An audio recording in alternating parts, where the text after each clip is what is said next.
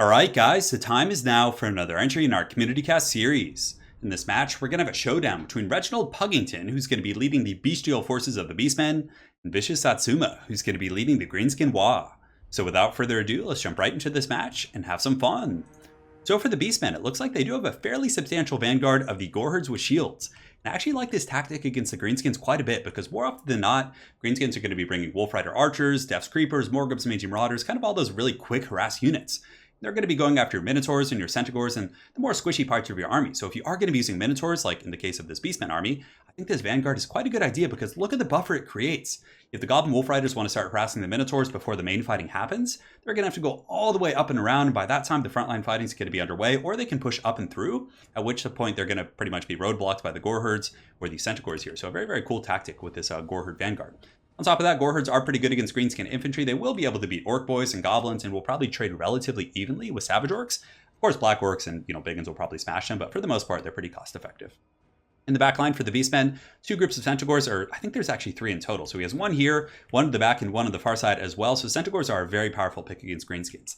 They can chase down the skirmishers, they can trade pretty effectively with Orc Boy Big Uns, they can harass the back line. Just a very, very solid choice. I like those guys quite a bit. Big Daddy Gorbel is going to be leading a couple groups of Bestigors, and Gorbel isn't a bad choice. If the Greenskins decide to get a little bit hog wild and bring like an Arachnarok Queen or any big lord on a mount, he's going to be able to chase them down and do some work. Two groups of Bestigors as well, which are very good against all Greenskin infantry with the exception of Black Orcs, which he'll trade relatively evenly with, although Black Orcs do win out in the end if I'm not mistaken. But Bestigors are pretty solid. They'll be able to smash like Big Uns and Goblins and things like that, but they only have 22 melee defense, so if they do get overwhelmed by Goblins and even low tier troops, they are going to go down. Two Minotaurs here in the back. Minotaurs are not going to have shields. It looks like he's opting to go as wide as he possibly can, saving that 100 gold wherever he can. And yeah, Minotaurs aren't a bad choice. They can definitely ramshack things and just get in there and go balls deep and have a good time. I do really like the shielded variant against Greenskins because of how many annoying missile units they have. But nonetheless, if you're trying to pinch corners and get that extra unit, I understand cutting the shields here. So two Minotaurs, a couple groups of Baconators as well. The Baconators are a unit that I've never really fully mastered. I love the Beastmen. They're one of my favorite factions to play in multiplayer. But ultimately, I just don't know how to make Razorgore herds work that well. I'm actually quite excited to watch this game with you. This is the first time. Usually when I do community casts, I'll look at, the first like 2 or 3 minutes of the game, but sometimes I just jump out and cast it. So I actually don't know how this game ends, so it should be quite a bit of fun. Razorgore herds here. We do also have Malagor the Dark Omen for the Lord. He's going to be summoning Cygors and also has Devolve. So Devolve is pretty good against blobs of like low tier Greenskin infantry. It hits their leadership and does pretty good damage, so I like that. Yeah, that's pretty much it. So let's take a look at the forces of the Greenskins. So the Greenskins have a massive skirmish force of these Goblin Wolf Rider Archers, and these guys are dirt cheap. It looks like in the middle we do also have the Death's Creepers. So even if they just fall back, like let's say they're not terribly effective here in the beginning, just shooting Goreherds and just not the optimal targets. If you just sit them in the back line and treat them like regular archers against the Razorgore herds as well as the Minotaurs, they're going to be able to generate pretty good value. And they can also chase down routing units. So if Minotaurs break, for example, you can chase them off the battlefield using these little Goblin Archers here, which is really solid. For the rest of the Greenskin force, it's going to be a ton of Goblins, Gold Chevron Gobos, which are pretty damn strong. 36 melee defense is insane, and 73 leadership. I mean, damn, that is like, yeah, I've seen a lot of people do this, the Gold Chevron Goblins. That's a really cost-effective kit right there. Orc Big Uns here in the secondary line, very good against Minotaurs, a little bit of stopping power themselves. Baconator back here with the Bonewood Staff and all of his supporting items. It's super powerful. Wurzog is by far the best pick in pretty much every matchup. I mean, there are circumstances in which other lords might be, a little bit better in a niche, but overall, Wurzog is so powerful. He has the Bonewood Staff, and for any of you guys who haven't seen that or are new to the game, the Bonewood Staff is an item he has, and well, look how epic that looks. Going to be blasting something there, it looks like. But anyways, whenever he casts a spell, his entire army gets 13 melee attack for 17 seconds and a charge bonus. It's crazy. He also has a pretty good lore magic. So in the back we have a couple Squig Herds, Dirked Squigs, Moon Howlers, and Death's Creepers. No, those are Forest Goblin Spider Riders. So without further ado, guys, let's get this show on the road. On top of that, Greenskins do also have a Night Goblin Shaman battery for the Vindictive Glare, so it looks like he's going to be going with a lot of that direct damage with the burst, or not burst spells, but direct kind of missiles. Over here on the far side, the Goblin Skirmishers are just kind of unloading all their ammunition into whatever they can hit. And it looks like the Beastmen are going to be summoning a Cygor here. Also on the far side, Centaurs coming from out of nowhere with the steel chairs. They get a massive erect charge right here on these Goblin Wolf Riders, and those guys are going to be in trouble. Goreherds are such a good hit and run, or Centaurs are such a good hit and run unit because they have a charge bonus of 45. They're extremely fast and just all around very, very solid. Now the Greenskins are going to be responding with some nasty Skulkers trying to get in there. They could potentially smoke bomb them, but it looks like they do get away. And yeah, the same thing being done on the other side. It is actually rear charge into the Warlords boys, but that went a lot better for the Greenskins, as they have the Warlords boys, Nasty Skulkers, Forest Goblin Spider Riders nearby, and a smoke bomb, a very, very good smoke bomb, actually forcing in a lot of these Beastmen forces. Gore herds are piling in. It looks like Minotaurs are going to be going in as well, so this is going to be a messy pit fight right here. And the Minotaurs are really going to be, terror routing a lot of these low-tier Goblin troops once the sustained fighting begins. So the Beastmen are going to be piling in here. You can see some shock damage going back and forth. These Centaurs pretty much taken offline. The other group of Centaurs is also very beat up, but the Warlords boys are getting taken out. Now that there's Minotaurs here, things are going to get pretty crunk. Vestigors are going to be colliding with Goblins here, and it looks like a single Gorble did jump through and take out those guys. And the Bacon's going to be following in pretty aggressively, so the Bacon just tearing through the Goblins. They have some pretty hilarious attack animations for sure. Gorble is just going wild. He's just jumping in the back line.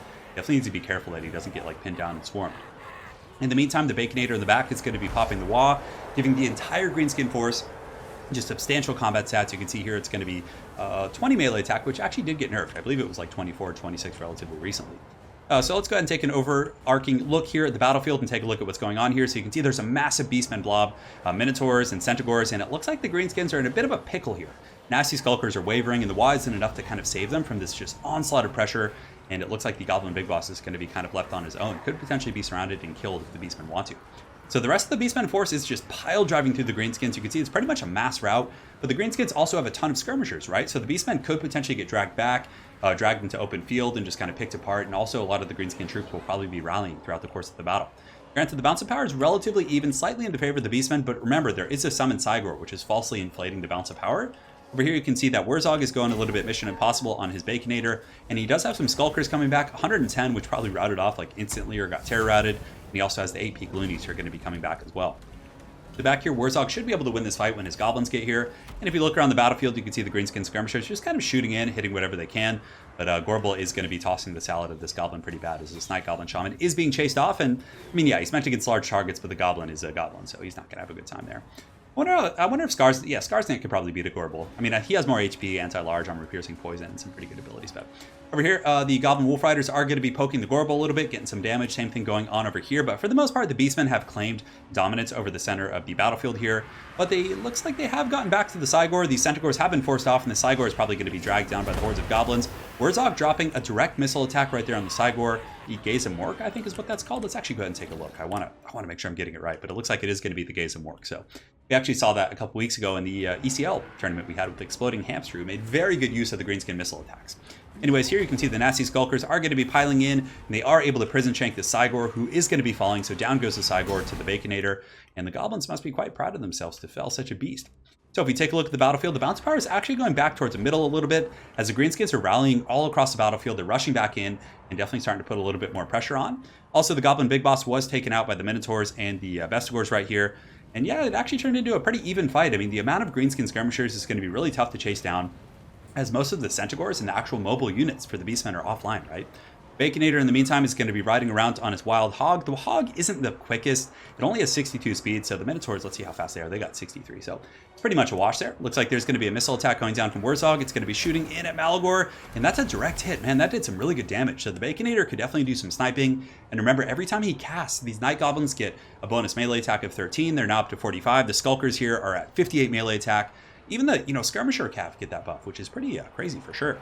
So the Greenskins do have kind of a goon squad riding around. The Goblin Wolf Riders and the Depths Creepers are just kind of hunting down whatever they can, looking for those sweet, sweet goodies. And also the Moon Howlers are back online. So Moon Howlers actually do cause fear.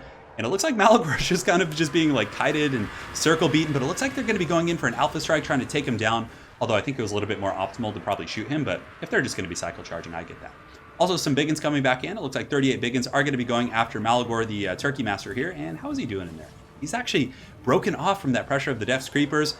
Although he does have a couple Minotaurs and other Beastmen troops coming in. You can see the Vestigors and all these guys should be able to save him here. But the Greenskins desperately trying to take him out. So if we take a look at the battlefield, you can see the Beastmen still ahead on the bounce of power. Probably because they have a couple groups of Minotaurs. Gorble's still healthy. And yeah, they have a lot of troops, right? But the Baconator is still here. He's still going strong. He probably has a couple missile attacks. And it looks like Effigy of the Git is going to be going down. It pins down Malagor. And man, he is in trouble because Effigy actually does damage as well. He's at 743. He's getting chipped down 611. But it looks like he's going to survive the Effigy. But the Greenskins here could certainly finish him off. So the Depths Creepers and the Goblin Wolf Riders are still continuing to pepper these Beastmen forces. Looks like there's going to be a Brain Burster going down on these Gore Herds with shields. And it looks like Big Daddy Gorbel is going to be the one to have to, finish off this game potentially, right? So the Gorbel here and the Razorgore herds are going to be baconing all over these Goblin Wolf Rider archers. And these Razorgore herds actually have 60 kills, which isn't bad, and they do have 70 speed, so it is kind of another mobility option for the Beastmen, right? Granted, they do Rampage, which really sucks, but... So the Beastmen are going to be coming in for a bit of an alpha strike, trying to rescue Malagor. He does have 448, and if Malagor is actually able to survive this and the Greenskins can't finish him, that could be disastrous, because that means he's only summoned one Cygor, right? Other than that, he hasn't really been using his Winds of Magic, so he probably has another Cygor summon in the back pocket, which would be enough to, really toss the game in the favor of the Beastmen. Now, the Beastmen piling in with 70 Gore Herds here, Baconators, Minotaurs, Gorbel, and the Greenskins really don't have too much left here. They have some Night Goblins fighting, a couple of skirmishers like Death's Creepers with the Fist of Gork, of course, are pretty formidable, but the Beastmen are still going to claim this battle, at least in this part of the battlefield, very, very decisively. In the meantime, the Baconator is trying to run. There's just angry Minotaurs and Gorbel chasing him. Gorbel, of course, has speed of... He has poison right now. It's only 52. So that poison might actually allow the Baconator to escape. But I don't know. It's looking pretty tough. Those Minotaurs are hot on his tail, and their speed is pretty much the same. The Greenskins do have some rallying Biggins, so the Biggins are going to be coming in to intercept the Minotaurs, true heroes of the Greenskin Wa, allowing Wurzog time to escape and potentially do a little bit more damage. But yeah, they're going to be taking a massive beating in the process. So Wurzog is still going to be trying to slip away. Biggins, of course, are very good against all these troops here, but they're barely any left, right? There's only 17. So the Beastmen, are still in really good shape. You can see the Greenskins are looking pretty tattered, but it looks like there's going to be a smoke bomb going down as well. So very good play here from the Greenskins, trying the best they possibly can to save Wurzog. It does catch the Gorbel, but man, that Gorbel is going to be tough to drag down. And I think that's one of the main reasons why the Bounce of Power is so heavily in favor of the Beastmen, is simply because of that Gorbel. Like, everything else is like manageable, pretty low, right? But Big Daddy Gorbel is just a force of nature. He's going to be able to march around and pretty much do whatever he pleases. So in the meantime, another missile attack coming across the battlefield. It's going to be hitting him. Oh, not the pause. We want the slow-mo. And it does make contact. 300, 215, 1. And it looks like Malagor, the Dark Peacock, has fallen. So Reginald Puggington, certainly in pretty good shape in terms of his army. He has lost his lord, but Gorbel is going to be taking up the reins of this army and should be able to probably finish off Wurzog here. I mean, I don't know. Wurzog might be able to kite him if he could get a little bit of help and maybe, do some work with the Goblin Wolf Rider archers, but I feel like there's just too much left for the Beastmen. This is going to be all she wrote. So very well played to both players. That was an intense battle. And, the Greenskin hordes really buckled almost instantly, but he was able to rally and get his forces back together and get some skirmishing online that almost brought him back in the game. And I also did like his Wurzog play, using him to kind of pick apart Malagor and do a little bit of poke damage, but ultimately the main Greenskin line just didn't hold long enough, and the skirmishing wasn't enough to take down the Gorbel. But definitely a cool army for both players. I mean, Reginald Puggington was able to use that screen in the beginning to force back the skirmishers to protect the Minotaurs, and from there, Minotaurs performed well, and those Baconators, man, 77, 101, that's pretty good. Granted, they were fighting goblins for most of the battle, but still, it's not a bad performance. The initial Centaur play was pretty good on that one side of the battlefield, but again, Vicious Satsuma did a good job countering it on the other, getting that smoke bomb and forcing that pit fight, but yeah, it was a wild back and forth game. So very well played to both Reginald Puggington as well as Vicious Satsuma. Look forward to running into you guys, myself, eventually on ladder, and yeah, we will see you guys next time. Take care.